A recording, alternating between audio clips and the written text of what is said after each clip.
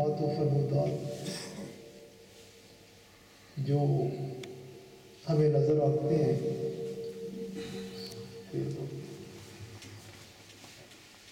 وہ اسی لیے ہے، اس میں نماز ہو، اس میں روزہ ہو، اس میں حج ہے، زکوٰۃ ہے، سب سے پہلے سب سے ضروری چیز اللہ تعالیٰ کی وحدانیت اور رسول کریم شہنشاہ العالم صلی اللہ علیہ وآلہ وسلم علیہ الصلوۃ والسلام کی رسالت ہے۔ ان کو تسلیم کرنے کے بعد ضروری چیزیں ہیں جو وہ جیسے میں نے بات کی جو ارکان ہیں دین کے، یہ فرض ہے، اسے ہم نے ہر حال میں ادا کرنا ہے۔ میں بھی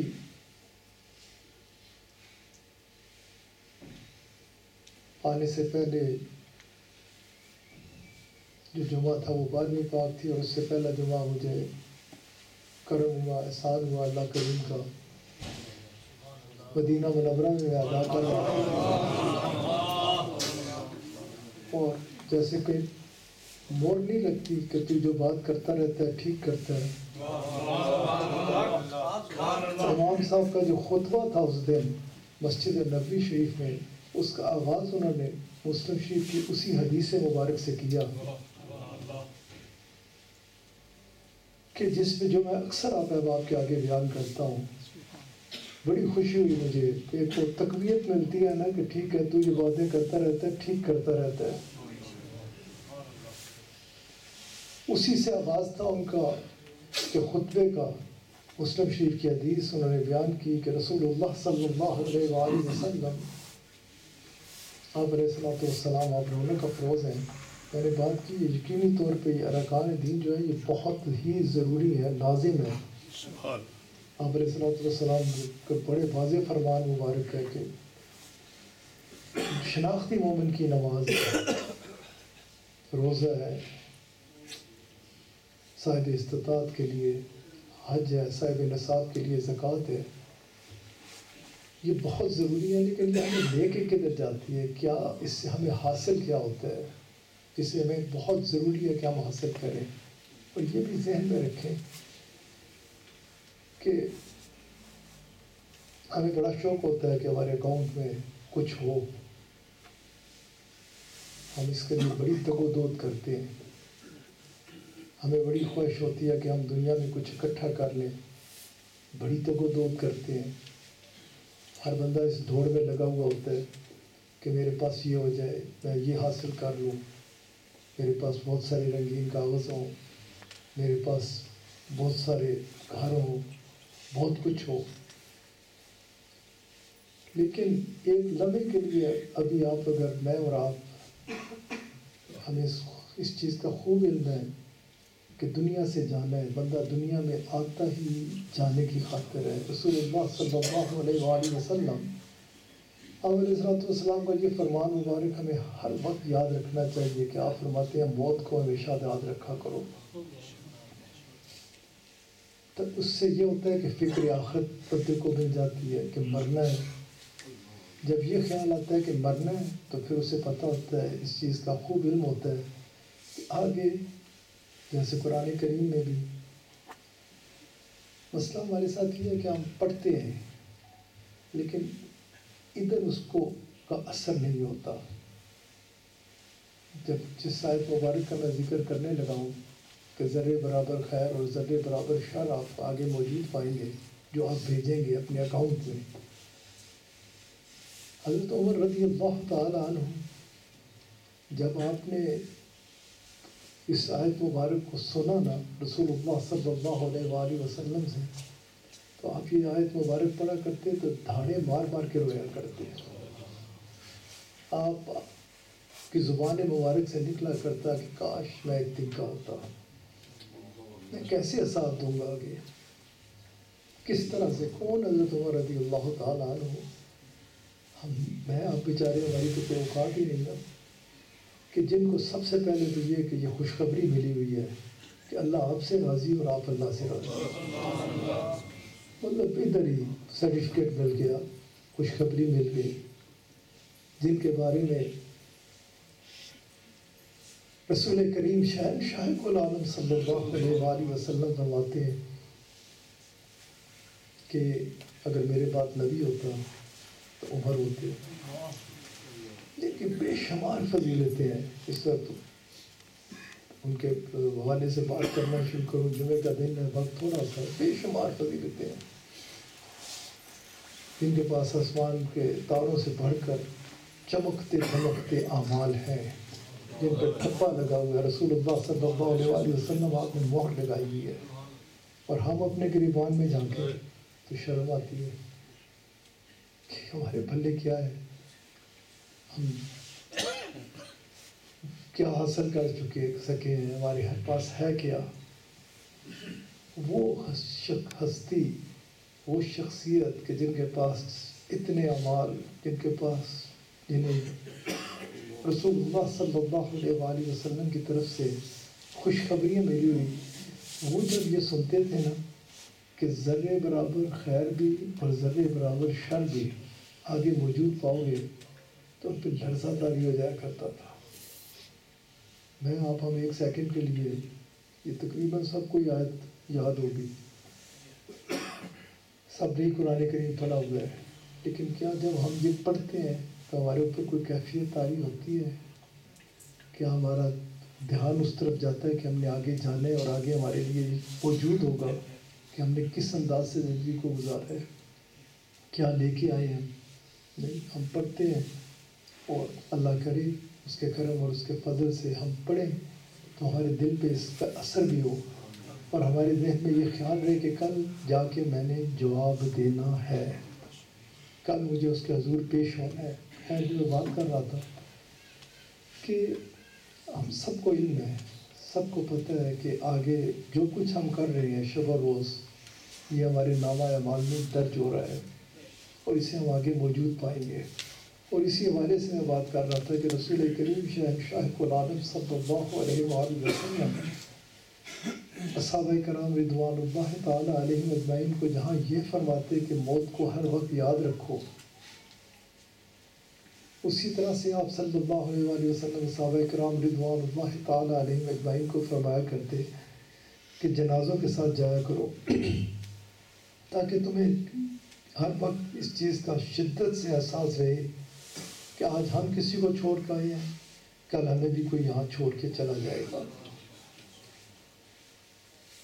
آپ صلی اللہ علیہ وآلہ وسلم کے ان احکامات و فرمودات کو اگر ہم سامنے رکھیں, یاد رکھیں, ہمارا دھیان اس طرف رہے گا کہ جدھر ہمیں جانا ہے, جدھر اصل ہم جس حوالے سے میں بات کرتے ہوئے اس طرف گیا کہ ہمیں بڑی ہر وقت یہ خیال ہوتا ہے کہ میں یہ بھی اکٹھا کر لوں, یہ بھی اکٹھا کر لوں, یہ بھی اکٹھا کر لوں, لیکن ہم سب جانتے ہیں اور اس کی خبر رکھتے ہیں, ایک تو ہمیں آنے والے لمحے کا بھی بھروسہ نہیں ہے, کسی کو اس کی خبر نہیں کہ اگلا لمحہ وہ زندوں میں ہوگا یا مردوں میں ہوگا. اس کا احساس رہے تو جو لمحہ ہے اسے غنیمت سمجھیں, شام کا انتظار نہ کریں, صبح کا انتظار نہ کریں, بلکہ اسی کو اس انداز سے گزارنے کی کوشش کریں کہ کل وہ یہی لمحہ میرے پاس ہے, کل یہی اس میں جو میں کروں گا وہی آگے میرے کام آنے والا ہے. رسول اللہ صلی اللہ علیہ وآلہ وسلم آپ علیہ الصلوۃ والسلام کا اس فرمان مبارک کی طرف میں جانا چاہتا ہوں جس کا میں نے ابھی بات کی کہ مسجد نبی پاک کو بڑا لطف آیا کہ انہوں نے تسلسل کے ساتھ اسی حوالے سے گفتگو کی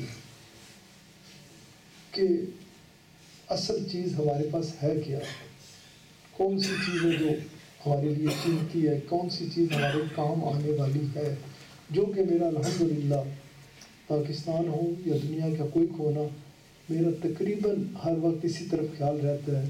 خود اپنے آپ کو بھی قائل کرتا رہتا ہوں کہ تو بھی سیکھ سمجھ, اور کوشش کرتا ہوں کہ آگے بھی پیغام یہی دیتا رہوں, ان لمحات کو غنیمت سمجھیے, انہیں ضائع مت کیجیے.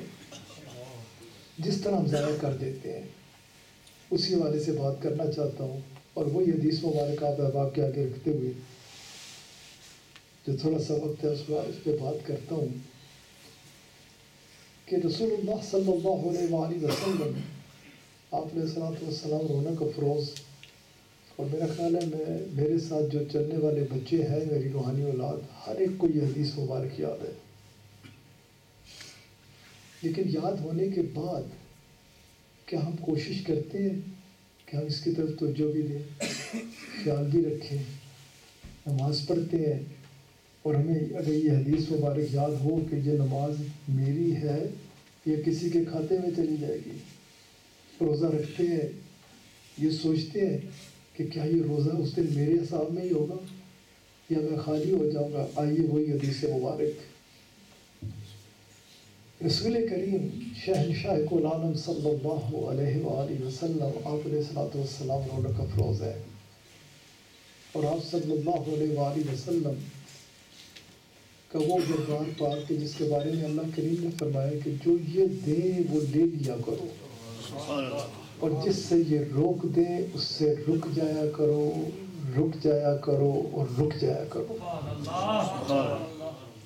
رسول اللہ صلی اللہ علیہ وآلہ وسلم آپ علیہ السلام رونق افروز ہیں، اور آپ صلی اللہ علیہ وآلہ وسلم آپ نے فرمایا کہ تم کس کے بارے میں گمان کرتے ہو کہ یہ مفلس ہے، اس کے پاس کچھ بھی نہیں ہے، یہ خالی ہے۔ صحابہ کرام رضوان اللہ تعالی علیہم اجمعین نے عرض کی کہ یا رسول اللہ صلی اللہ علیہ وآلہ وسلم ہمارا باپ اور ماں پہ قربان، ہم اسے مفلس کہتے ہیں کہ جس کے پلے کچھ نہ ہو، خالی ہو، کوئی کھجوروں کا باغ نہیں ہے، کوئی سامان تجارت نہیں ہے، کوئی مال و دولت نہیں ہے، کوئی بکریوں کا ریوڑ نہیں ہے، ہم اسے کہتے ہیں کہ یہ مفلس ہے۔ آپ صلی اللہ علیہ وآلہ وسلم آپ علیہ السلام نے فرمایا کہ نہیں، اسے مفلس نہیں کہا جائے گا۔ آؤ میں تمہیں بتاتا ہوں کہ مفلس کسے کہتے ہیں۔ صحابہ کرام رضوان اللہ تعالی علیہم اجمعین نے دربار رسالت مآب صلی اللہ علیہ وآلہ وسلم میں عرض کی کہ یا رسول اللہ صلی اللہ علیہ وآلہ وسلم ہمارا باپ اور ماں پہ قربان، کرم فرمائیے، احسان فرمائیے، ہمیں بتائیے کہ مفلس کس کو کہتے ہیں، کسے کہا جائے گا کہ یہ مفلس ہے۔ اب جس حوالے سے یہ ایک دم حدیث مبارک میرے ذہن میں آئی اور میں نے آپ کو بتایا بھی کہ الحمدللہ مدینہ منورہ میں بھی آغاز خطبہ اسی حدیث مبارک سے انہوں نے کیا تھا۔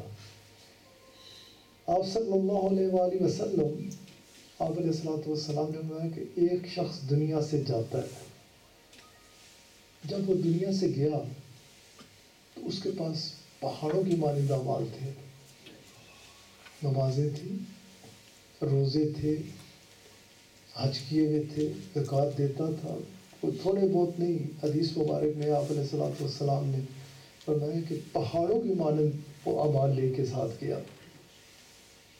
آپ صلی اللہ علیہ وآلہ وسلم آپ فرماتے ہیں کہ پھر وہ وقت آیا کہ جو میرے آپ پہ ہم سب پہ آنا ہے،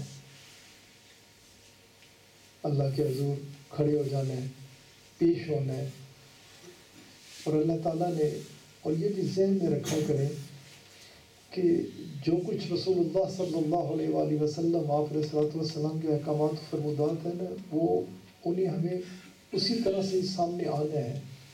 اس کے لیے وہ ان اللہ علی کل شیء قدیر، وہ صاحب قدرت ہے، وہ ایک لمحے کے اندر بھی سب کچھ کر سکتا ہے، اور ادھر تو اس نے ہزاروں سالوں کا ذکر فرمایا ہے۔ ذرا باری کا انتظار کرتے ہوئے ہم سوچیں تو صحیح کہ میری باری آ رہی ہے یا آپ کی باری آ رہی ہے، اور ہمیں پیش ہونا ہے، اور اس کے حضور کوئی جھوٹ نہیں چلنا، کوئی چیز چھپائی جا نہیں سکتی، ادھر سب کچھ عیاں ہوگا، ایک ایک چیز سامنے ہوگی۔ جیسے قرآن کریم میں اس نے فرمایا ہے، جس کے بارے میں نے کہا کہ حضرت عمر رضی اللہ تعالیٰ عنہ کئی بار بے ہوش ہو جایا کرتے روتے روتے۔ آپ صلی اللہ علیہ وآلہ وسلم آپ فرماتے ہیں کہ وہ شخص ادھر پیش ہو جائے گا، اور اس کے ساتھ اعمال اتنے ہوں گے جیسے پہاڑ ہوتے ہیں، آپ صلی اللہ علیہ وآلہ وسلم آپ علیہ الصلوۃ والسلام فرماتے ہیں کہ پھر ایک شخص ایک طرف سے آئے گا اور اللہ کریم کے حضور عرض کرے گا کہ اے میرے کریم رب، اس شخص نے فلاں مقام پر مجھے گالی دی تھی۔ اللہ کریم فرمائیں گے اٹھاؤ اس کی چند نمازیں اور اسے دے دو، اور اس کے لیے میں آپ کو درخواست کروں گا کہ زبان کو پاک رکھا کریں۔ ہمیں تو بہت ہی ضروری ہے، اس سے ہم درود شریف پڑھتے ہیں، اگر بندہ خیال کرے صرف یہی کہ میں نے اس سے پڑھنا ہے الصلاۃ والسلام علیک یا سیدی یا رسول اللہ، الصلاۃ والسلام علیک یا سیدی یا حبیب اللہ، تو وہ بندہ ہمیشہ صرف یہی خیال کرے کہ میں نے یہی زبان ہے، اس سے میں انگلش میں ہو، اردو میں ہو یا پنجابی میں ہو، جیسا ہم لوگوں کا وتیرہ ہے کہ زبانوں پہ کئی لوگوں کے الا ماشاء اللہ کوئی نہ کوئی گالی ایسے کہ وہ اسے پتہ ہی نہیں ہوتا۔ میں نے اچھے خاصے باشرہ لوگوں کو دیکھا کہ دوران گفتگو وہ گالی کا استعمال کرتے ہیں۔ ادھر آپ کے بھی معاشرے میں عام طور پہ تیزی سے زبان سلپ ہوتی ہے اور وہ آپ کی زبان سے بڑی بدترین قسم کی گالی نکل جاتی ہے، ادھر بھی میں نے دیکھا۔ اس لیے خدا کے لیے یہ گالی جو ہے یہ رسول اللہ صلی اللہ علیہ وآلہ وسلم آپ علیہ الصلوۃ والسلام نے ایک مقام پر منافق کی پہچان و شناخت کے لیے آپ علیہ الصلوۃ والسلام نے کہا کہ ایک شناخت اس کی یہ بھی ہوگی کہ جب وہ دوران گفتگو وہ گالی دیا کرے گا۔ بڑا آسان کام ہے بیٹے، اس وقت کو غنیمت سمجھو، اللہ بڑا کریم ہے، بہت مہربان ہے۔ ہمارے تصورات جدھر ختم ہو سکتے ہیں نا کہ وہ کتنا کریم ہے، ادھر سے اس کے کرم کی بات شروع ہوتی ہے۔ کوئی سوچ بھی نہیں سکتا، کسی کے وہم و گمان میں بھی نہیں آ سکتا کہ وہ کتنا کریم ہے۔ اور اس کریم پہ وہ حدیث مبارک کہ ایک بدو رسول اللہ صلی اللہ علیہ وآلہ وسلم کی خدمت میں حاضر ہوا، عربی تھا، دیہات سے آیا تھا۔ آپ صلی اللہ علیہ وآلہ وسلم کی خدمت میں عرض کی کہ یا رسول اللہ صلی اللہ علیہ وآلہ وسلم میرا حساب کون لے گا؟ جب اس دن کھڑے ہونا ہے میرا حساب کتاب کون لے گا؟ آپ علیہ الصلوۃ والسلام آپ نے فرمایا کہ تیرا حساب جو ہے وہ رب کریم لے گا۔ وہ کھڑا ہوا آپ کے دربار پاک میں، اور کھڑے ہونے کے بعد حدیث مبارکہ میں آتا ہے کہ اس کا انداز کچھ ایسا ہو گیا جیسے کوئی بندہ رقص نہیں کرتا، ناچنا شروع کر دیا اس نے۔ آپ علیہ الصلوۃ والسلام نے فرمایا کہ تجھے اس بات پہ کس چیز نے مجبور کیا کہ تو کھڑا ہو کے ناچنے لگ پڑا؟ صاحب کا پوچھا، اٹھ کے ناچ رہا ہے۔ عرض کرنے لگا کہ یا رسول اللہ صلی اللہ علیہ وآلہ وسلم آپ نے نہیں فرمایا کہ وہ تمہارا رب جو ہے وہ بڑا کریم ہے، بہت کریم ہے؟ آپ علیہ الصلوۃ والسلام نے کہا کہ ہاں میں روز کہتا ہوں، کہ میں روز بتاتا ہوں وہ بڑا کریم ہے۔ عرض کرنے لگا کہ یا رسول اللہ صلی اللہ علیہ وآلہ وسلم اگر وہ کریم ہے تو پھر مجھے اس سے کی فکر کیا ہے؟ پھر تو وہ کرم فرمائے گا۔ 3 بار حدیث مبارک میں آتا ہے کہ اس نے عرض کی کہ آپ نے یہی فرمایا نا کہ وہ کریم ہے، آپ یہی فرما رہے ہیں کریم ہے، یہی فرما رہے ہیں کریم ہے۔ کھڑا ہوا، رقص کیا، آپ علیہ الصلوۃ والسلام نے فرمایا کہ ہاں وہ کریم ہے۔ تو اس نے کہا کہ پھر مجھے آگے کی فکر کیا ہے؟ اور رسول اللہ صلی اللہ علیہ وآلہ وسلم آپ علیہ الصلوۃ والسلام نے اس وقت یہ فرمایا کہ اس نے اپنے رب کو پہچان لیا، اس نے اپنے رب کو پہچان لیا، یقینی طور پہ اس نے اپنے رب کو پہچان لیا کہ اس کے حضور کرم ہی کرم ہے، احسان ہی احسان ہے، اور انعام ہی انعام ہے۔ خیر میں جو بات کر رہا تھا کہ ہمارے وہم و گمان میں بھی نہیں، سوچ بھی نہیں سکتے ہم کہ وہ کتنا کریم ہے، کتنا مہربان ہے۔ تو اس وقت میں اگر ہم رجوع کر لیں نا کہ میرے سے غلطی ہوگی، مجھے معاف کر دیا میرے کریم رب، تو آپ صلی اللہ علیہ وآلہ وسلم آپ فرماتے ہیں میرے رب کی یہ شان ہی نہیں ہے کہ کوئی اس کے آگے ہاتھ باندھے، ہاتھ پھیلائے کہ میں سے غلطی ہوئی، گناہ ہو گیا، خطائیں ہوگی، وہ رب ایک لمحے کے اندر معاف کروا دیتا ہے۔ لیکن معافی مانگنے کے بعد پھر ہے کیا؟ اگر مجھے خیال ہے کہ یہ کام غلط تھا، مجھے نہیں کرنا چاہیے تھا، میں معافی مانگتا ہوں، تو کیا پھر میں اس کے اوپر قائم رہوں گا یا میں اس سے توبہ کروں گا؟ میں کہوں گا کہ میرے رب میرے سے یہ غلطی نہیں کرنا چاہیے، مجھے کبھی گالی نہیں دینی چاہیے تھی، جس حوالے سے میں نے آغاز کیا، میرے سے جو ہوا تو معاف کر۔ ہماری بات بعد میں ختم ہوتی ہے، معاف وہ پہلے کر دیتا ہے، تو کیا مشکل ہے؟ اس میں کوئی مشکل ہے کہ اگر میں آپ اس وقت عہد کریں الحمدللہ اس کے فضل کی، اس کے کرم کی بھیک مانگتے ہوئے کہ آج کے بعد بھلے کچھ ہو جائے میری زبان سے گالی نہیں نکلے گی، کیونکہ ہم کمزور ہیں۔ عہد کرنا ہمارا کام ہے، کرم کر کے آگے اس انداز سے چلانا کہ ہم کبھی بھی کسی بھی صورت کسی کو گالی نہیں دیں گے۔ اس کا میں نے فائدہ آپ کو میں اینڈ میں بتا دوں گا کہ اس کا فائدہ کیا ہے، لیکن ٹو اسٹارٹ وتھ ہم کم از کم یہ پریکٹس میں تو لائیں نا، اس حوالے سے تو چلے نا کہ آج کے بعد وہ اردو میں ہو، انگلش میں ہو، پنجابی میں ہو، فرینچ میں ہو، کسی بھی لینگویج میں ہو، میں کبھی بھی کسی کو اس انداز سے ہرٹ نہیں کروں گا کہ میری زبان سے اس کے لیے گالی نکلے۔ کون کون بچہ تیار ہے؟ الحمدللہ الحمدللہ۔ اللہ تعالیٰ اپنے فضل سے، اپنے کرم سے اور اپنے حبیب علیہ الصلوۃ والسلام کے صدقے سے ہمیں استقامت عطا فرمائے۔ نتیجہ کیا نکلے گا؟ نکلا جی کہ اللہ تعالیٰ نے فرمایا کہ اٹھاؤ اس کے نمازیں اور روزے کچھ اور اٹھا کے اس کو دے دو، اسے کمپنسیٹ کر دو، کیونکہ اس نے سے گالی نکالی تھی۔ اور ممانعت ہے شریعت میں، ہمارے دین میں قطعی طور پہ ممانعت ہے کسی کے لیے بری بات نکالنا۔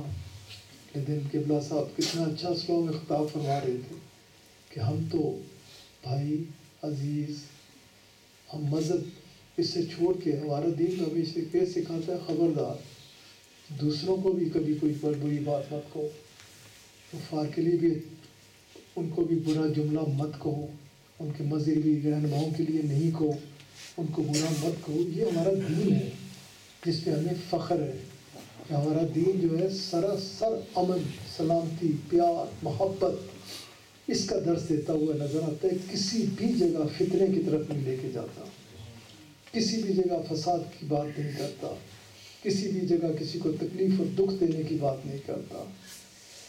تو آپ کر رہا تھا کہ اس کے پاس سے وہ جو پہاڑوں کی مانند لے کے آیا تھا نا نمازیں، میں نے حاجی صاحبان کو دیکھا ہے، ماشاءاللہ حاجی صاحبان کو دیکھا ہے کہ ان کی زبان سے گالی نکلتی ہے۔ اللہ تعالیٰ اپنے کرم اور اپنے فضل سے ہم سب کو اس سے محفوظ رکھے۔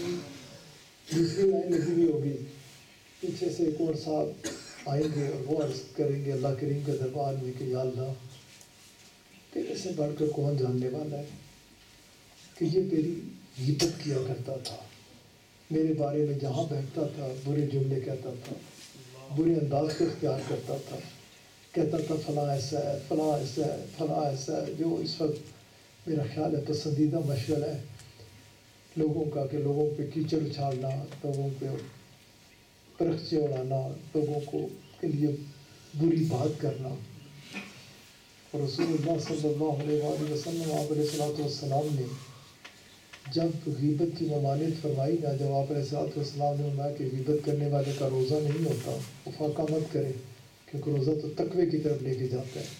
اس لیے بہتر یہ ہے کہ وہ نہ رکھے، بھوک پیاس کی اللہ کو ضرورت نہیں ہے، بہتر ہے یہ اس کے لیے کہ کھائے پیے، کیونکہ روزہ ہے ہی نہیں۔ کیوں نہیں؟ کیونکہ وہ غیبت کرتا ہے۔ اب رمضان ابھی گزرا ہے، اللہ کرے کہ ہمارا روزہ ایسا ہی ہو، ایسی انداز سے ہم نے رکھے ہوں کہ پورے روزے میں ہماری زبان سے کسی کے خلاف بات نہ نکلی ہو، کیونکہ روزہ تو ہے ہی نہیں، روزہ تو تقوی کی طرف لے کے جاتا ہے۔ اور تقوی، سبحان اللہ، تقوی کے بارے میں تو حضرت عمر رضی اللہ تعالیٰ عنہ سے کسی نے سوال کیا تھا کہ تقوی کس کو کہتے ہیں، تو آپ نے فرمایا تھا کہ جان لے کہ ایک بہت جھاڑیوں سے، کانٹوں سے بھرپور جنگل ہے اور تو اس میں آ گیا ہے، جیسے بندہ آ جاتا ہے دنیا میں، اور پھر تو نے زندگی گزارنی ہے، تیرے پاس 10 سال ہے، 20 سال ہے، 30 سال ہے، تو نے اس میں سے گزر کے جانا ہے، وہی تیرا سفر ہے، اسی کو تو نے اختیار کرنا ہے، اسی میں سے نکلنا ہے، اور اس انداز سے نکلنا ہے کہ وہ کانٹے ان سے تو بچ کے نکلے۔ یہ کانٹے ہیں دنیا میں، ادھر ادھر، کوئی کہیں کھینچتا ہے، کوئی کہیں کھینچتا ہے، کوئی کچھ کہتا ہے، کسی طرف لے کے جانے کی کوشش کرتا ہے۔ ہمیں اس سے بچ کے تقوی کے سارا زندگی گزارنے کا حکم ہے۔ اللہ کرے کہ ہم اپنے دین کی روح کو سمجھیں اور صاحب تقوی بن کے جتنے بھی زندگی کے لمحات ہیں ان کو گزار سکیں۔ غیبت کے بارے میں آپ علیہ الصلوۃ والسلام کے دربار پاک میں آپ نے بڑے واضح طور پہ فرمایا، غور سے سن لیجیے گا کہ صحابہ کرام رضوان اللہ تعالیٰ علیہ اجمعین نے عرض کی کہ یا رسول اللہ صلی اللہ علیہ وآلہ وسلم، اگر کوئی شخص جھوٹ بولتا ہے ہم اسے جھوٹا کہیں، کوئی گناہ گار ہے ہم اسے گناہ گار کہیں، کوئی کسی میں کوئی بھی عیب ہے تو ہم کہیں بیٹھ کے کہیں کہ اس میں یہ عیب ہے، تو کیا یہ بھی غیبت ہوگی؟ آپ علیہ الصلوۃ والسلام نے فرمایا کہ اسی کو تو غیبت کہا جاتا ہے، اگر اس پہ وہ عیب ہے ہی نہیں اور تم اس کا ذکر کرتے ہو تو پھر وہ غیبت نہیں، وہ بہتان ہے۔ اور اگر میں تمہیں یوں یہ بتاؤں کہ بہتان کتنی بری چیز ہے، ہمیں سے کسی کو خبر نہیں ہوتی کہ ہم نے ادھر سے سنی، خاص طور پہ آج کل یہ جو سوشل میڈیا وغیرہ کا سلسلہ چل پڑا ہے۔ رسول اللہ صلی اللہ علیہ وآلہ وسلم آپ علیہ الصلوۃ والسلام فرماتے ہیں کہ کسی شخص کے جھوٹا ہونے کے لیے یہ بہت کافی ہے کہ وہ کوئی بات سنے، کسی جگہ سے اس نے سنا دیکھا، آج کل تو حد یہ ہوئی ہے، میں نے بڑے مفتیان اکرام سے بات کی ہے، اس پہ کام بھی کرتا رہتا ہوں، لگا رہنا ہوں میں، دن رات لگا رہنا کہ جس طرح بھی کوئی کام کر سکوں۔ اللہ تعالیٰ اپنے کرم اور رحمت میرے لیے دعا کیا کریں کہ میں کچھ کر سکوں، کچھ کر پاتا نہیں، کیونکہ میرے پاس ایک بار خاصے حضرات آئے کہ تو اگر اس طرف قدم اٹھائے، یہ جو سیاست وغیرہ کے سلسلے ہیں، تو ہم سب تو تیرا ساتھ دیں گے ہی، اور تیرے پہ لوگ اعتماد بھی بہت کرتے ہیں، تو اس طرف چلے۔ میں نے کہا کہ میں آپ سے کی بات کی، آپ کی جو آپ عزت دے رہے ہیں اس کی قدر کرتا ہوں، لیکن بات معاملہ یوں ہے کہ ہم اس طرف دوسرا اس چیز کو چھوڑ کے، شاید قاری سلیم صاحب کو یاد بھی ہو، میں نے کہا کہ اس کو چھوڑ کے ہم اس طرف قدم اس وقت اٹھائیں جب ہم ادھر کامیاب ہو جائیں۔ جو مشن ہمارا ہے جس میں ہم چلے ہوئے ہیں، مشائخ اعظام ہوں یا علماء کرام، کیونکہ خاصا بڑا کٹ تھی۔ میں نے کہا آپ میں سے کوئی کہہ سکتے ہیں، مولوی صاحب کہہ دیں کہ میں نے شہر کو تو اپنے چھوڑ دے، اپنے محلے میں کوئی میں نے ایسا بنا دیا ہے کہ ادھر کوئی جھوٹ نہیں بولتا، ادھر کوئی غیبت نہیں کرتا، ادھر کوئی گالی نہیں نکالتا، ادھر کوئی کسی کو تکلیف نہیں دیتا۔ میں نے کہا جس مشن میں ہم ہیں ابھی اس میں تو ہم کامیاب ہوئے نہیں، تو آگے چل کے دوسری طرف چلیے۔ میں نے پھر آگے انہیں بتایا کہ اگر ہم اس مشن میں بھی کامیاب ہو گئے نا، ہم اچھے لوگ بنانے لگ پڑے نا، تو پھر ان کرسیوں پر بھی اچھے لوگ ہی بیٹھیں گے۔ کہ ہم اس کے کام میں لگے ہوئے ہیں، اس میں لگے رہے، کیونکہ فی الحال میں دل سے سمجھتا ہوں کہ ہم ناکام ہیں۔ کئی بار تو بندے کا دل کرتا ہے کہ اٹھ کے ناچ جائے، لیکن پھر قرب قیامت کے فتنوں کو دیکھتے ہوئے پیچھے 1000 سال پیچھے جاتا ہوں، سیدنا غوث اعظم رضی اللہ تعالیٰ عنہ وہ کہتے ہوئے نظر آتے ہیں کہ یہ ہے کیا ہو رہا ہے۔ یہ ان ہستیوں سے مخاطب ہو گئے کہ جو جن کے ایک ایک کے بڑے بڑے مقامات ہیں، بڑے بڑے درجات ہیں۔ یہ موضوع نہیں، درد ہوتا ہے دل میں، کبھی کبھی زبان پہ آ جاتے ہیں۔ خیر، یہ میں بات کر رہا تھا کہ کیا بات کر رہا تھا جی، کہ آج کل تو حالات یہ ہو گئے ہیں کہ اس کو تو چھوڑ دیں، شاباش، کہ اس کو تو چھوڑ دیں کہ ہم کسی سے بات سنی تو آگے کر دی۔ آج کل تو کیفیت یہ ہے کہ ہم اگلے بندے کو پتہ ہی نہیں کہ یہ فرمان نبوی ہے یا نہیں ہے، یہ حدیث قدسی ہے یا نہیں ہے، یہ صحابہ کرام رضوان اللہ تعالیٰ علیہ اجمعین کے اقوال ہے یا نہیں ہے، یہ اہل بیت پاک کا فرمان مبارک ہے یا نہیں۔ آپ کو دیکھیں، آپ کے تک پہنچا، ٹھپ کر کے 2 انگلیاں ماریاں دے کے بھی پہنچا دیتا۔ یاد رکھیے، آپ پھر اس جرم میں شریک ہو جائیں گے۔ آپ کے لیے لازم ہے کہ آپ کو پتہ ہو کہ یہ میرے آقا علیہ الصلوۃ والسلام کا فرمان مبارک ہے یا نہیں ہے، پھر آپ آگے بھیجیں، وگرنہ یہ تو بہت بڑا جرم ہے، بہت بڑا جرم ہے، کیونکہ یہ دین کی بات ہے، اس لیے محتاط رہیں۔ یعنی میں جو بات کر رہا تھا، آج کل تو اس میں اتنا، اس سلسلے سے اتنا پھیل گیا کہ ادھر سنی ادھر آگے بھیج دی، تحقیق کے بغیر، وہ دین کی بات ہو یا کسی شخص کے بارے میں بات ہو، ہمیں بہت زیادہ محتاط رہنا چاہیے۔ بہت زیادہ محتاط رہے. بولا یہ ساز مسئلے ہیں دونوں کے دونوں بہت حساس معاملات ہیں، اس لیے اس پہ بھرپور توجہ رکھیں کہ آپ کسی صورت بھی کسی ایسی چیز کا حصہ نہ بنے جس سے شر پھیلتا ہو، جس کی وجہ سے فتنہ پھیلتا ہو. فتنہ آپ کو، مجھے، ہم سب کو خوب علم ہے کہ قتل سے بری چیز ہے. ہمارے دین نے کہا ہے کہ قتل سے بری چیز ہے فتنہ پھیلانا، آگ لگانا، لوگوں کو آپس میں ایک دوسرے سے دور کرنا. بھائی بڑی مختصر سی زندگی ہے. کوشش کر کے اسے اس انداز سے گزار کہ بس ہر وقت، ہر لحظہ، ہر آن خیر کی بات کرے، کسی کے کام آنے کی بات کرے، کسی کے اوپر سے کوئی مشکل دور کرنے کی کوشش کرے، کسی کی تکلیف دور کرنے کی کوشش کرے. اس میں بڑی راحت ہے، بہت آرام ہے، اس میں بہت کچھ ہے، بہت کچھ. ابھی رمضان گزرا نا، الحمدللہ لاکھوں لوگوں نے اعتکاف کیا، اور آپ کو مبارک بھی ہو کہ اس دفعہ حرمین شریفین میں پاکستانیوں کی تعداد سب سے زیادہ تھی اعتکاف کرنے کی. میں نے اپنے آقا علیہ الصلوۃ والسلام کی خدمت میں عرض کی کہ ایسی سارے آتے بڑے پیارے ہیں پر اتنے سارا کٹھے تھوڑے قدمہ بیٹھے ہیں، کرم فرماؤ، احسان فرماؤ، سانی نہ پہنا جو کٹ لو، ان بری چیزوں سے نکال دے، ہمارے پہ بھی کرم فرمائے، پاکستان پہ بھی کرم فرمائے. تو آپ تو ہے ہی عالمین کے لیے رحمت، ساری دنیا پہ رحم فرمائے کہ آج کل جو حالات جدھر دیکھیں، ممالک دیکھیں آپس میں لڑ رہے ہیں، فرقے دیکھیں آپس میں لڑ رہے ہیں، مذاہب دیکھیں آپس میں لڑ رہے ہیں. نہیں بھائی نہیں، یہ اس کا اسلام کے ساتھ نہ کوئی تعلق تھا، نہ ہے، اور نہ ہو سکتا ہے. ہمارا دین تو بڑا سیدھا خوبصورت پیغام دیتا ہے کہ کسی کو کے لیے تکلیف کا نہ باعث بنو، کسی کو کسی صورت دکھ نہ دو.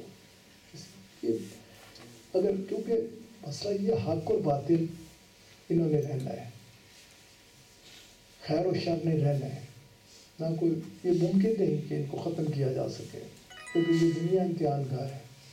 شیطان پیچھے لگا ہوئے ہے، رحمان کے فرمودات احکامات ہمارے سامنے ہیں.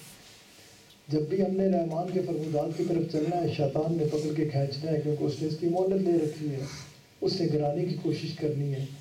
ہمیں یہ چاہیے اپنے رب سے مدد مانگیں کہ میرے قریب رب، میں کمزور ہوں، عاجز ہوں، میں اپنی طاقت سے تو اس کے واروں سے بچ نہیں سکتا، تو میری مدد فرما، تو مجھے ایمان والی زندگی دے، ایمان والی موت دے، اور اسلام کے اوپر، دین کے اوپر استقامت عطا فرما.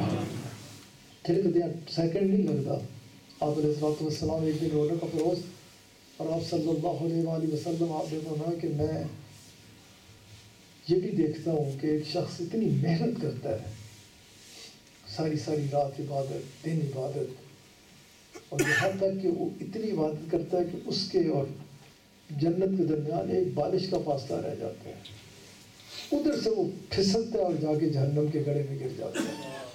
اور آپ صلی اللہ علیہ وآلہ وسلم آپ فرماتے ہیں کہ ایک شخص وہ گناہ گار ہوتا ہے، قریب ہوتا ہے کہ وہ دوزخ کے گڑھے میں اس کے پورا اتنا ہو جائے کہ اس نے اپنا سامان پورا کر لیا ادھر گرنے کا، پھر کوئی ایک لمحہ اس کی زندگی میں آتا ہے کہ اسے ادھر سے اٹھا کے جنت میں لے جاتا ہے.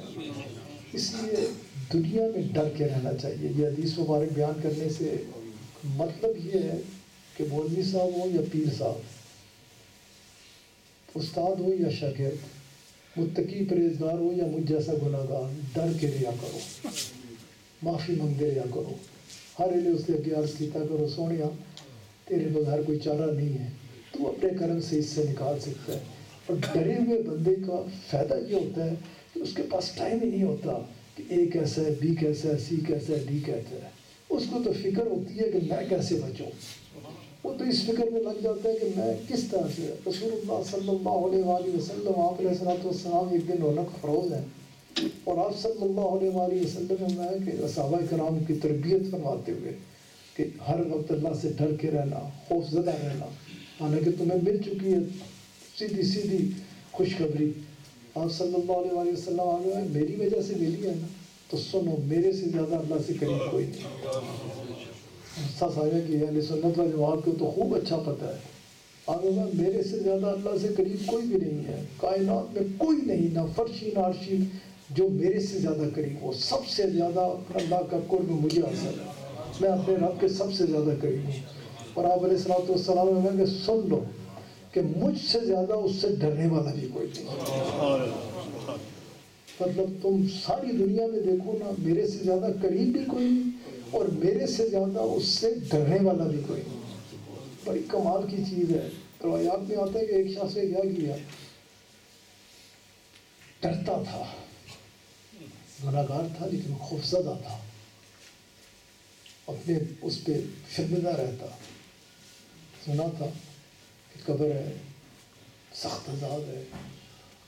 اس نے کیا کیا، اولاد کو وصیت کی کہ جب میں مر جاؤں نا تو میرے کو کوئی ایسے کیمیکلز وغیرہ، ایسا پیٹرول شٹرول ڈالنا نا مجھے جلانا میری لاش کو کہ ہڈیاں بھی 100 بن جاؤں.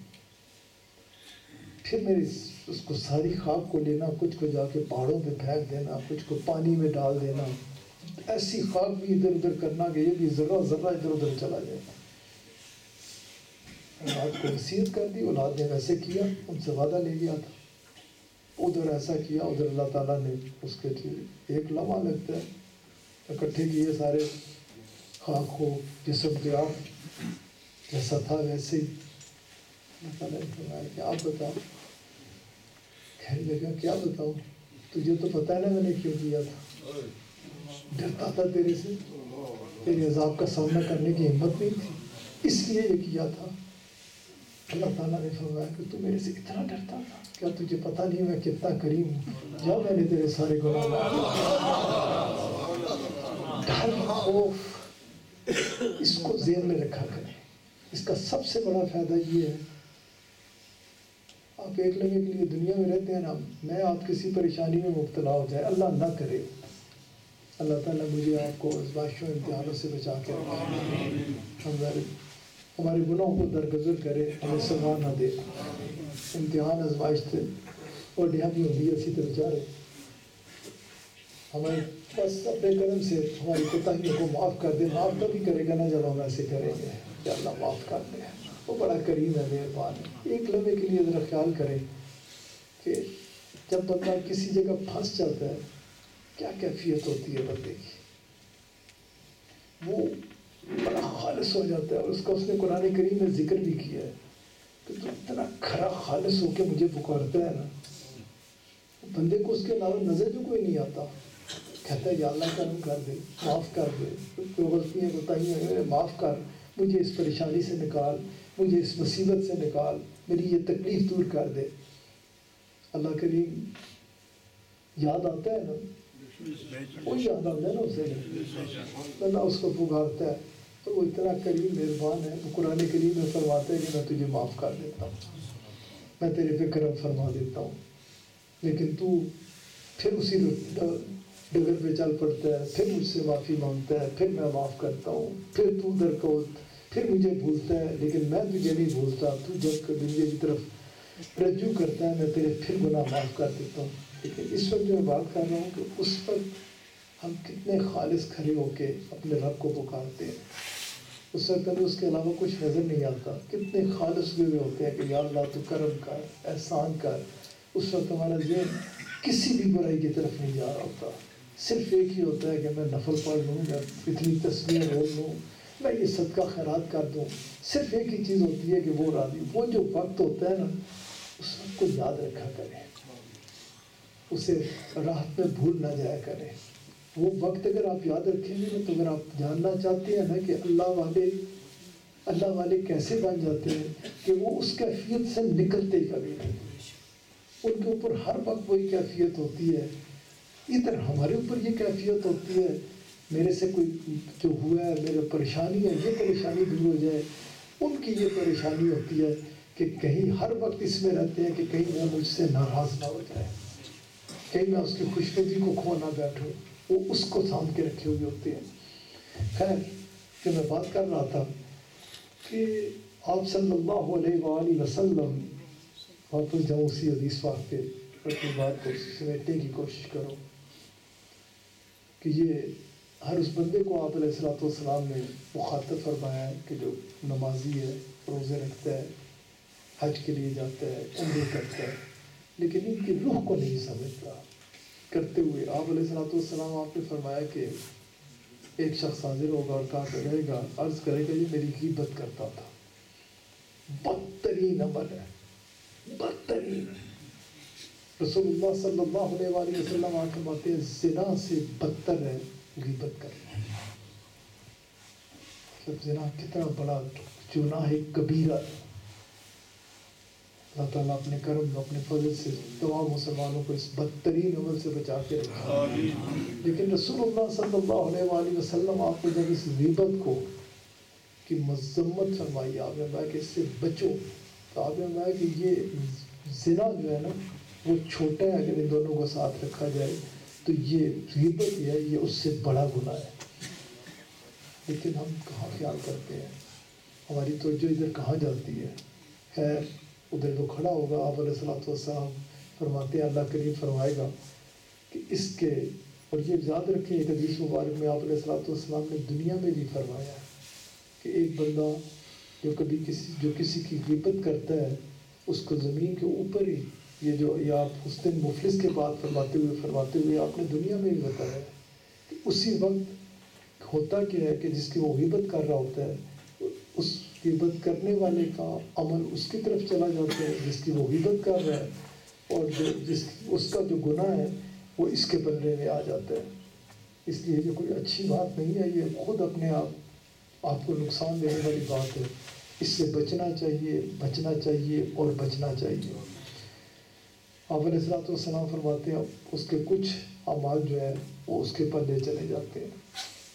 پھر آپ صلی اللہ علیہ وآلہ وسلم آپ فرماتے ہیں کہ ایک اور شخص آ جاتا ہے، وہ عرض کرتا ہے اللہ کریم کے حضور کہ یا اللہ اس نے میرا حق مارا تھا.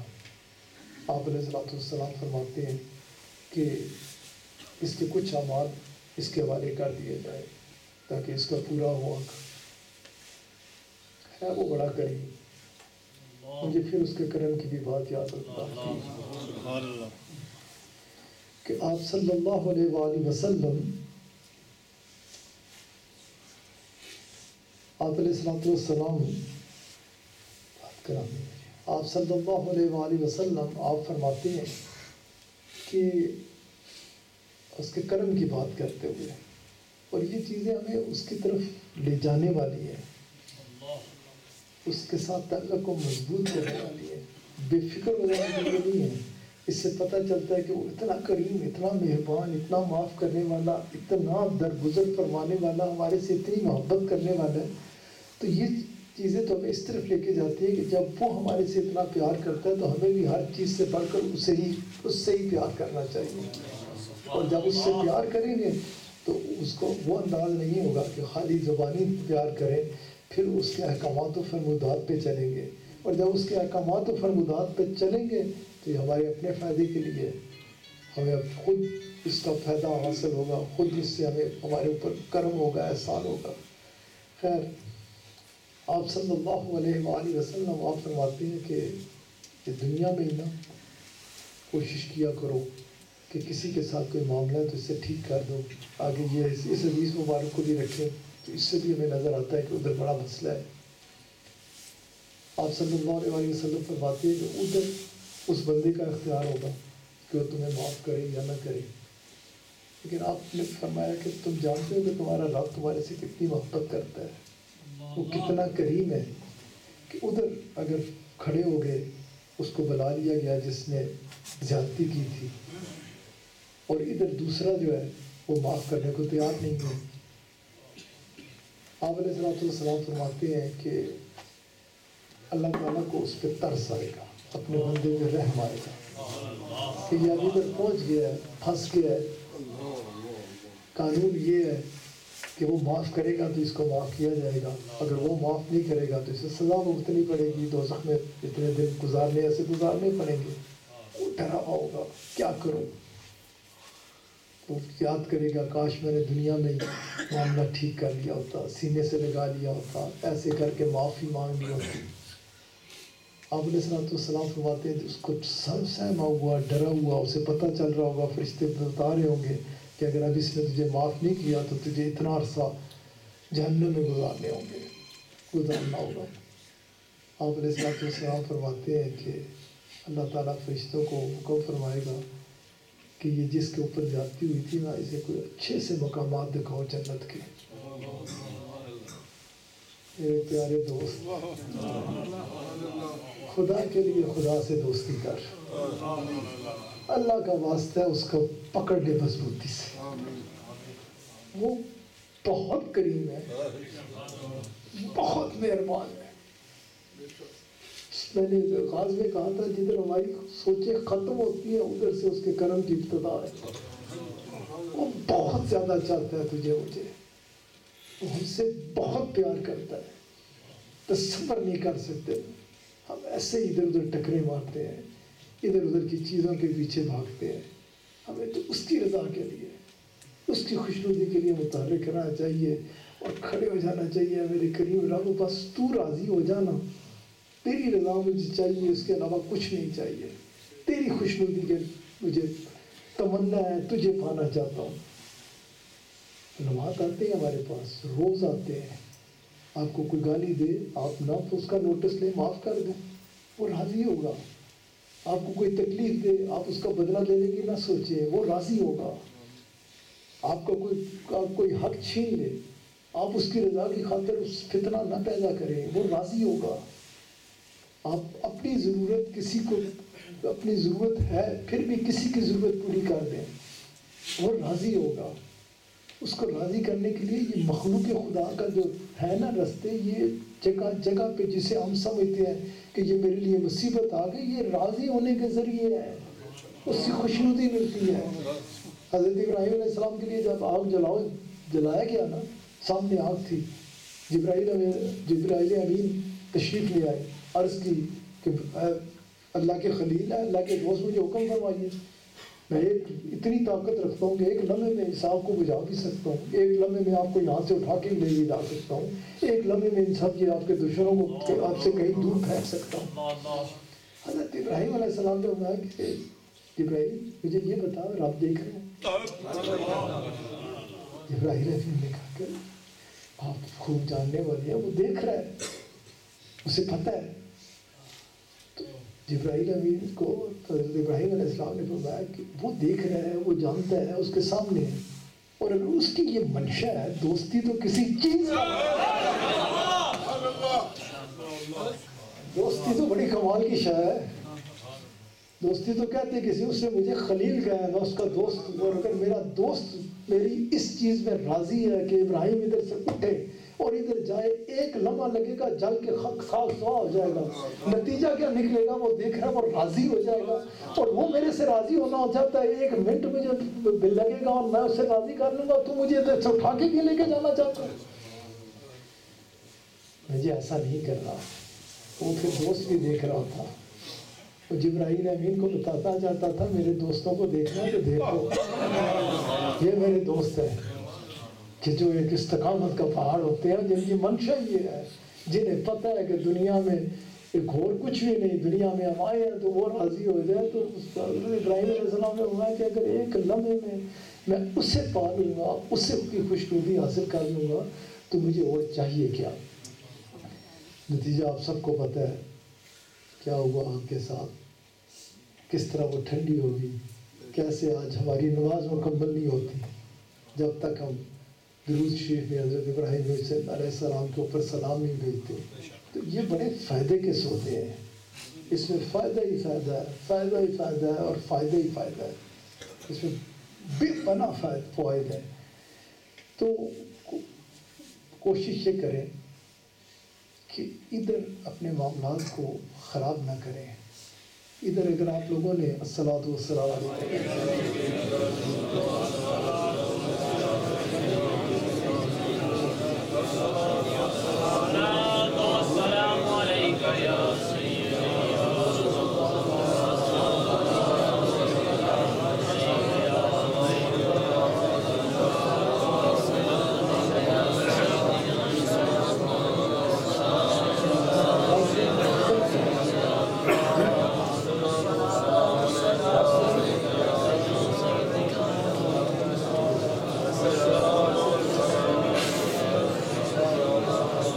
الصلاۃ والسلام علیہ یا سیدی یا رسول اللہ، الصلاۃ والسلام علیہ یا سیدی یا حبیب اللہ۔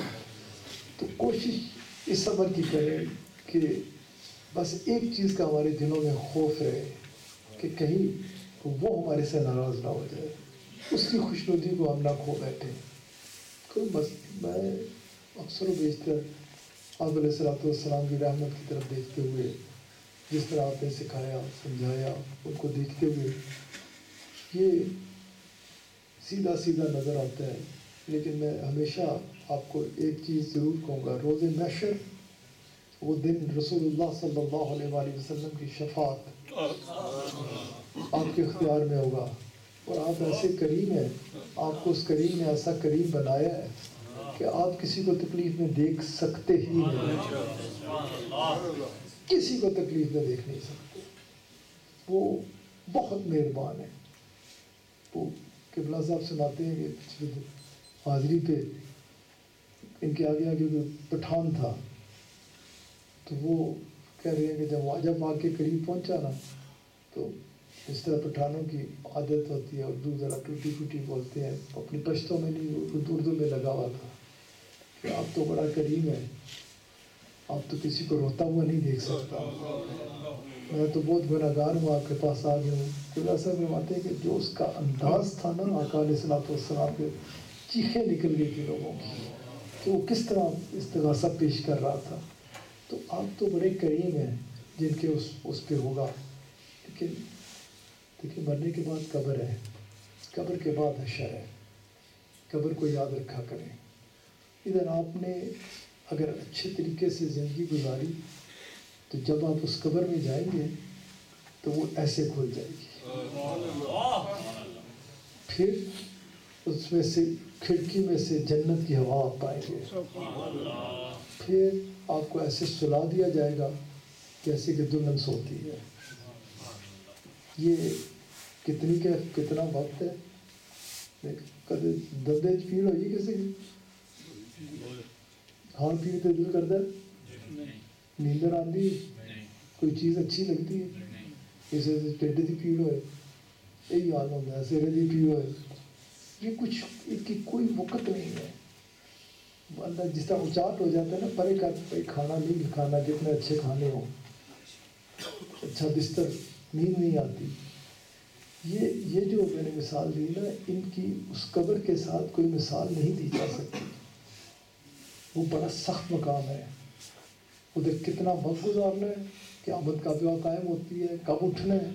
ہم تو جیسے میں نے مثال اس لیے دی کہ اگر ایک لمحے کی تکلیف آپ کو، ہر چیز سے آپ کا دل بیزار ہو جاتا ہے، کوئی چیز اچھی نہیں لگتی، تو پھر اس تکلیف کا اللہ نہ کرے کہ کسی کے لیے بھی وہ گڑھا دوزخ کا گڑھا بنے۔ لیکن اب ہم نے دیکھنا تو یہی ہے نا، اس کی مثال میں یوں آپ کے آگے رکھا کرتا ہوں نا، بیان کرتا ہوں کہ زندگی ایسی گزارو کہ قبر میں تو جانا ہی جانا ہے، اور ایک تو تیار رہا کرو، مومن کے لیے یہ قید خانہ ہے، اور تیاری اس طرح سے رکھا کرو کہ میں نے ادھر جانا ہے، میں فلاں کے کام آ جاؤں، فلاں کے ساتھ اچھا کام کر لوں، فلاں کی تکلیف دور کر لوں، تاکہ یہ آپ کے لیے آگے جاتا جائے، آپ کا اصل اکاؤنٹ بنتا جائے۔ اور ہر وقت اس چیز کو ذہن میں رکھنے سے بہت زیادہ فائدے ہوتے ہیں کہ میں نے جانا ہے۔ تو جو میں بات کر رہا تھا، میں کہتا ہوں، کہنے لگا تھا، اکثر بیان کرتا ہوں کہ ایک شخص دنیا میں ہوتا ہے، دنیا نے اسے اپنے اندر اس انداز سے پنجے میں دبوچ رکھا ہوتا ہے کہ اس کا ہر وقت ایک ہی خیال رہتا ہے کہ میں یہ کر لوں تو اس سے یہ اکٹھا کر لوں گا، یہ کر لوں اس سے یہ اکٹھا کر لوں گا، یہ کر لوں اس سے یہ اکٹھا کر لوں گا۔ اور دنیا کی مثال ایسی ہے، دنیا ہے ایسی، اس کے پیچھے بندہ جتنا بھاگتا ہے نا، یہ اتنا ہی اس کو اپنی گرفت میں لیتی چلی جاتی ہے۔ آپ بھی دنیا میں رہتے ہیں، کسی کے پاس 10 روپے آگے کیا وہ مطمئن ہو جاتا ہے؟ 11ویں کی اس کو فکر نہیں ہوتی، ہر بندہ 11ویں کے چکر میں پڑ جاتا ہے، 2 روپے اور آ گئے تو 15ویں کے چکر میں پڑ جائے گا، 20 ہو گئے تو وہ زیادہ کنجوس ہوتا ہے، اس کی 21 پہ فکر پڑ جاتی ہے۔ وہ 21 روپے اکٹھے کرنے والا کبھی مطمئن نہیں ہوتا، وہ 30 کے چکر میں پڑ جاتا ہے۔ اللہ رحم کرے پاکستان کے حالات کے اوپر، اللہ تعالیٰ کسی کو بھی پکڑ میں نہ لائے۔ یہ وجہ میں آپ کو یہ کہوں گا، بڑے لوگ خوش ہوتے ہیں کہ یہ ہو گیا نا، دیکھا میں گاڑی میں بیٹھے ہوئے بھی، اپنے گھر کے کمرے میں اپنے بچوں کے ساتھ بھی، اس اجتماع میں بھی اور لاکھوں کے اجتماع میں بھی اور ڈپلومیٹس کے ساتھ بھی بیٹھ کے اور فوجیوں کے ساتھ بیٹھ کے بھی اور یہ جو ایوانوں میں بیٹھے ہیں ان کے ساتھ بیٹھ کے بھی یہی بات کرتا ہوں کہ کسی کے لیے برا مت سوچو، کیونکہ اللہ نہیں پسند فرماتا اسے۔ انسان ہے، کمزوری ہیں، غلطی ہیں، اس کے لیے دعا کرو، اس کے لیے دعا کرنی چاہیے کہ رسول اللہ صلی اللہ علیہ وآلہ وسلم آپ نے ہمیں یہی سکھایا ہے۔ جب وہ شرابی آپ علیہ السلام کے سامنے آ گیا، آپ علیہ السلام نے جب صحابہ کرام سے پوچھا کہ یہ نشے میں دھت ہے، تم کیا کہو گے؟ ایک نے عرض کی کہ یہ ہلاک ہو جاتا ہے، اس سے پہلے تو زیادہ بہتر تھا کہ آپ نے اس شخص کو اس کام میں دیکھا۔ دوسرے نے کہا کہ بڑا بے غیرت ہے، اسے شرم نہ آئی کہ آپ نے اسے ایسے دیکھ لیا۔ 4-5 جب ایسے سخت جملے نکلے نا، بس خلاص، اب ایک جملہ آگے نہیں، آؤ میں تمہیں سکھاتا ہوں۔ اور ہمیں یہ سیکھنا چاہیے۔ آپ نے صحابہ کرام کو فرمایا میں تمہیں سکھاتا ہوں، آپ نے یہ سکھایا، اور اللہ نے فرمایا جو یہ دے نا وہ لو، جس سے یہ روکے اس سے رک جاؤ۔ آپ نے اس کو سختی کے الفاظ کو قطعی طور پہ منع فرما دیا، خلاص اس کے بعد اب اس کے لیے کوئی برا جملہ نہیں کہے گا۔ آپ علیہ السلام نے ممانعت فرمائی کس کے لیے؟ وہ شراب کے نشے میں جب تھا، آپ صلی اللہ علیہ وآلہ وسلم آپ نے آؤ میں تمہیں سکھاتا ہوں۔ آپ نے اپنے دستے آگ اٹھائے، میرے کریم رب تیرا بندہ ہے، کمزور ہے، شیطان نے اس کو گنا لیا، اس سے نشہ کر لیا۔ اور آپ علیہ السلام نے صحابہ کرام کی طرف دیکھا اور آپ نے فرمایا کہ اب تم یہ کوشش کر رہے ہو کہ اس نے اسے پکڑا ہے، تم سارے دھکے دے کے اسے کہہ رہے ہو اس کی چنگی طرح دبوچ لائے، نکلا نہ پائے۔ آپ علیہ السلام آپ نے فرمایا کہ میرے رب میں تیرے آگے عرض کرتا ہوں کمزور ہے، میری ڈیوٹی یہ ہے، اور آپ سب کی یہ ڈیوٹی ہے، اب جو مسلمان ہیں سب کی یہ ڈیوٹی ہے کہ بھائی ہمیں حکم ہے اللہ کا کہ جو یہ دیکھیں دیں، جو سکھائیں اسے لے لیا کرو۔ آپ علیہ السلام نے فرمایا کہ اب معاملہ یوں ہے کہ شیطان اسے اپنی طرف کھینچنا چاہتا ہے، میں تیرا نبی تیرا حبیب اسے اس کی طرف سے کھینچ کے تیرے حوالے کرتا ہوں کہ یا اللہ اسے ہدایت دے، اس کے اوپر کرم فرما، اس کے گناہ معاف فرما دے۔ جو میں بات کر رہا تھا ہمیں سکھایا یہ گیا، اس لیے میں ہر جگہ جا کے کہتا ہوں کہ کبھی کوئی پکڑ میں آ جائے نا، ہمیں خود ڈر جانا چاہیے کہ کدھر میں نہ پکڑا جاؤں۔ کوئی مصیبت میں پھنس جائے تو خوش نہیں ہونا چاہیے کہ وہ اس میں ہمیں اپنی فکر کرنی چاہیے اور اس کے لیے دعا کرنی چاہیے۔ اللہ راضی ہوتا ہے جب اس کے حضور اپیل کی جائے نا کسی کے لیے بھی کہ یا اللہ اس سے غلطی کوتاہی گناہ ہوا ہے اسے معاف کر دے، وہ اتنا راضی ہوتا ہے، کہتا ہے کہ یہ تو ہی میرا ہے، کیونکہ رب کا ہونے کے لیے رب کی پہچان ہے، شناخت ہے۔ اسی پہ تو بات کر رہا تھا میں، کیا وہ معاف کرتا ہے یا نہیں؟ قرآن کریم میں پتہ ہے کیا فرماتا ہے کہ میں پکڑ رہا نا تو سزا دے، اگر میں پکڑ کرتا نا تو یاد رکھو یہ سارے جس کے ذہن میں ہے نا کہ میں فلاں تو نہیں ہوں، اللہ تعالیٰ فرماتا ہے کہ اگر میں پکڑ کرتا تو تم میں سے ایک بھی نہ بچتا۔ یہی ہے جی قرآن کریم، یہی ہے قرآن کریم میں اللہ تعالیٰ نے فرمایا، کیونکہ وہ ہے کریم، مہربان ہے، معاف فرماتا ہے۔ تو وہ فرماتا ہے کہ میں نے، اور وہ معاف فرماتا ہے، اور پسند کس کو کرے گا؟ اسی کو پسند فرمائے گا کہ جس نے اپنی یہ صفت دیکھے گا کہ وہ معاف کرتا ہے۔ وہ پردے پاندہ ہے نا،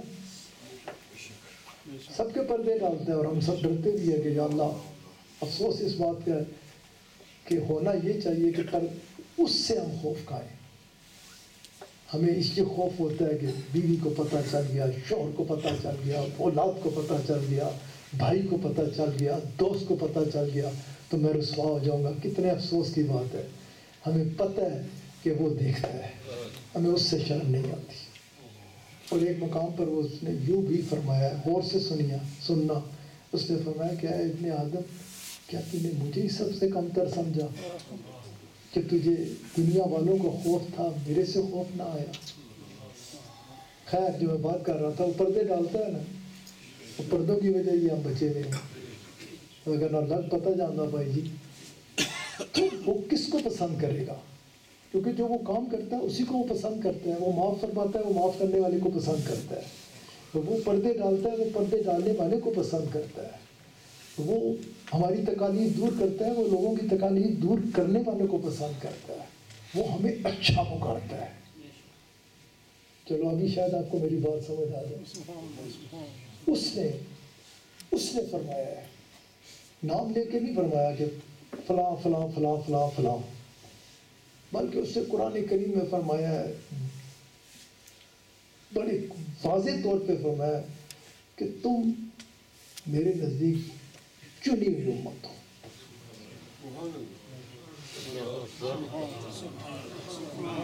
وہ فرماتا ہے، اور آپ علیہ الصلوۃ والسلام رب کو دیکھیں تو کہتا ہے چنی ہوئی امت ہو، بہترین ہو میرے نزدیک۔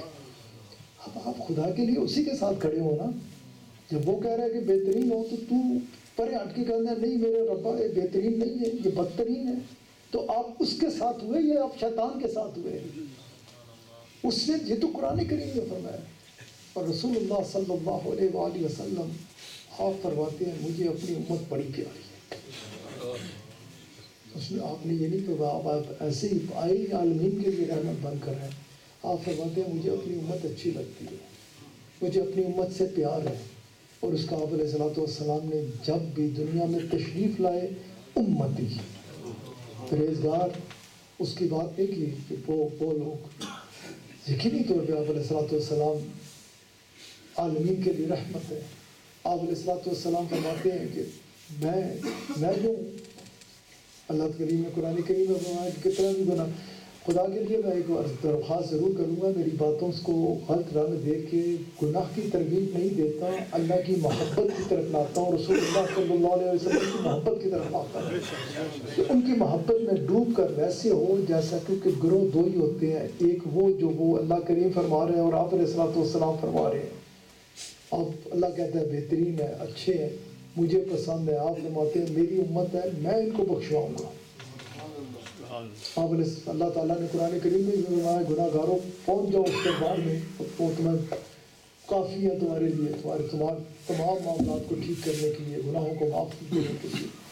آپ اپوزیشن میں نہ کھڑے ہوں خدا کے لیے، کیونکہ ادھر رسوائی ہے۔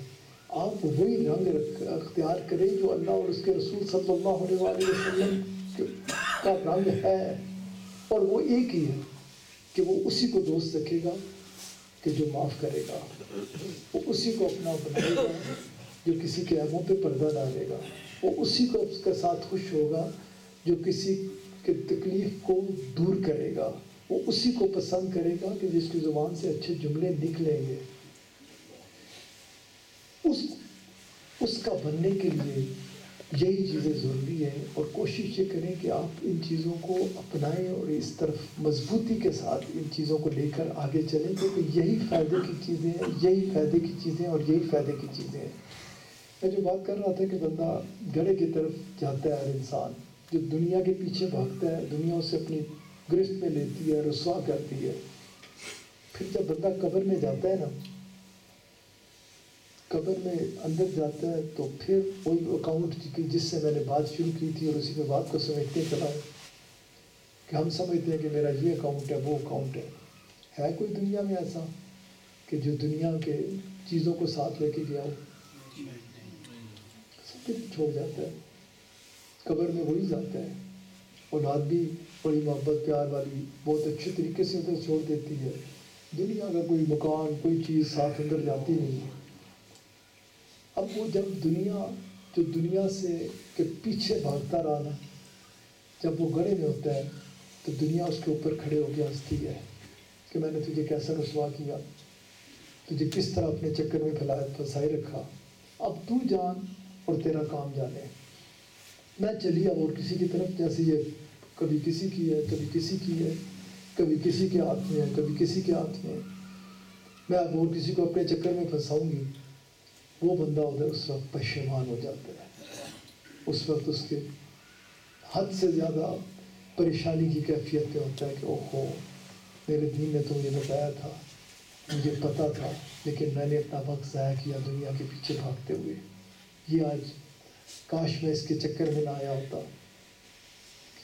دیکھیں دنیا آتی ہے، دنیا بہت سارے لوگوں کے پاس آتی ہے، کئی لوگ کار خیر میں لگا کر صدقہ جاریہ کا کام کر لیتے ہیں، کئی لوگ اچھے سے اچھے طریقے پہ استعمال کر کے بیوی بچوں پہ خرچ کرنا صدقہ ہے، عزیز و اقارب کی ضروریات پوری کرنا صدقہ ہے، کسی کے لیے بھی کوئی اچھی چیز ہسپتال بنا دینا، کوئی مسجد بنا دینا، کسی بھی اچھی جگہ پہ لگا دینا، وہ آپ کا اکاؤنٹ ہے، وہی آپ کا اصل اکاؤنٹ ہے، اسے آپ آگے پائیں گے۔ اور یہ اللہ کی شان نہیں ہے۔ اللہ تعالیٰ کو یہ جو بندہ جب کوئی ایسا کام کرتا ہے تو اللہ کا کریم نے جو قرآن کریم میں فرمایا نا کہ مجھے قرض حسنہ دو، تو وہ ایک کئی گنا لوٹاتا بھی ہے، وہ دنیا میں سکون بھی دیتا ہے، اطمینان بھی دیتا ہے۔ اور اس کی حرص لالچ جس حوالے سے میں بات کرتے ہوئے نکل گیا تھا کہ میں نے دیکھا ہے سب کہ جس کے پاس جتنا پیسہ اکٹھا ہوتا جاتا ہے نا، اس کی محبت اس کے دل میں ہوتی ہے، اس کے ساتھ پیار کرنے لگ پڑتا ہے، وہ اس کو اتنا ہی اندھا بنا دیتی ہے۔ وہ بھول جاتا ہے کہ کل میں نے مرنا ہے، کل میں نے حساب دینا ہے، وہ بس اسی کے چکر میں رہتا ہے۔ اور اس کے بعد اس کے لیے اس وقت شرمندگی ہے، اس کے لیے اس وقت بہت پریشانی کا عالم ہے۔ وہ گھڑے میں سوچتا ہے، وہ سوچنے کا وقت نہیں ہوتا، اس وقت نکل گیا ہوتا ہے۔ اور جو دوسرا بندہ ہوتا ہے جس کی میں نے بات کی کہ اس نے لوگوں کی مدد کی، لوگوں کے کام آیا، دنیا کے ساتھ محبت نہ کی، مخلوق خدا کے ساتھ محبت کی، جس کے ساتھ جو اچھا کام کر سکا کرتا رہا، نتیجہ کیا نکلتا ہے۔ اور اس میں میری بڑی اچھی ریسرچ بھی ہے، میں نے دیکھا بھی ہے ایسے لوگوں کو بھی اور ان لوگوں کو بھی، جس کے پاس جتنی بھی ہے سکون نہیں ہے، اس کے پاس حرص و حوث میں ڈوبا ہوا ہے، لالچ میں پڑا ہوا ہے۔ اسی سے میں بات کر رہا تھا، آج کل پاکستان میں بھی خاصی دشوار حالات سے گزر رہا ہے ملک، خاصے ادھر معاملات ہیں بہت سارے، اس لیے میرا آنا بھی ڈیلے ہوا۔ مجھے تو ایئرپورٹ پہ بھی بھرپور کوشش کی جا رہی تھی کہ آپ رک جاؤ، آخر تو اس پہ بھی آگے گیا، سعد صاحب کو جانے دیں، کیونکہ اس وقت ملک کی معاملات خاصے ہیں۔ یہ اس لیے بات کی کہ جمعے کا دن ہے، دعا کیا کریں، وہ آپ کی چھت ہے، بھلے آپ یہاں رہتے ہیں، وہ آپ کا گھر ہے۔ مطلب پاکستان کے لیے بہت دعا کیا کریں کہ اللہ تعالیٰ اپنے حبیب علیہ السلام کے نامین پاک کے صدقے سے پاکستان کو ان تمام گمبھیر ترین جن مسائل کا وہ شکار ہے ان سے نکال لے۔ خیر، تو دوسرا بندہ جو ہوتا ہے یہ اس چکر میں نہیں پڑتا، پہلا پشیمان ہوتا ہے، دنیا اس پہ ہنستی ہے۔ اور میں آپ کو آخرت کا گھر دکھاتے ہوئے کہ ادھر آپ خوشگوار ماحول پائیں، جب دنیا کو چھوڑ کے کوئی چلتا ہے، ایک دنیا کے پیچھے بھاگتا رہتا ہے اور وہ اس گڑھے تک پہنچتا ہے، دوسرا بھی چل رہا ہوتا ہے، جب سفر تو قبر کی طرف ہی ہے نا۔ ہم نے کوئی کہتا ہے کہ میں جس طرح میں کہوں میرا سفر نیو کیسل ہے، اس وقت ادھر سے آگے، یہ ظاہری حوالے سے اصل میں تو ہر آنے والا لمحہ جو ہے موت کی طرف بندہ جا رہا ہوتا ہے، اس وہی سفر ہے، ادھر ہی پہنچنا ہے۔ دوسرا بندہ جب ادھر پہنچتا ہے، یقینی طور پہ میرے لیے بھی اور میرے ساتھ جتنے دوست چل رہے ہیں ان کے لیے یہ سفر ایسا ہے کہ کیونکہ تبلیغ کا کام ہے، لوگوں کو اللہ اور اس کے رسول صلی اللہ علیہ وسلم کی محبت میں رنگنا ہے، فکر آخرت کی طرف بلانا ہے، اچھا بہترین انسان بن کر، جو میرا مشن ہے دنیا میں، کہ ہر جگہ کوشش کرتا رہتا ہوں کہ ہم ایز اے ہیومن بینگ اتنے اچھے ہوں کہ لونگ کیئرنگ، مطلب ہر وقت یہی خیال کہ ہر بندے کے لیے اچھا گمان، اچھا خیال۔ یہ میری کاوش ہے اور یہ میری کوشش ہے کہ میرے سارے ساتھی بھی اسی رنگ میں رہے جائیں، سارے بچے بھی اسی رنگ میں رہے جائیں۔ اب میں جو بات کر رہا تھا کہ پھر بندہ اس گڑھے کی طرف پہنچتا ہے، یہ والا بندہ پہلے والے کی بات بتا دی، وہ بھی بندہ جب چلتا ہے تو دنیا اس کے پیچھے بھاگتی رہتی ہے۔ سیدنا غوث اعظم رضی اللہ تعالیٰ عنہ اس بارے میں یوں فرماتے ہیں کہ دنیا خادمہ بن کرنا، طباخ سر پہ اٹھا کے اللہ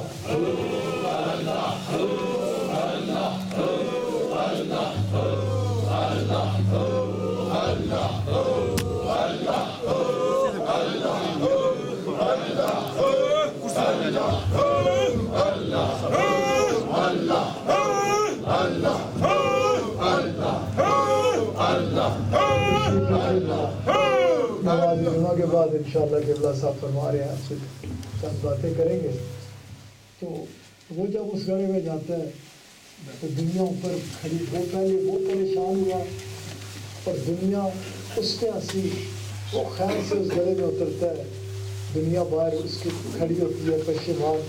میں نے کوشش تو بڑی کی اس کے دل میں اپنے آپ کو اتار دوں، لیکن اللہ کے فضل،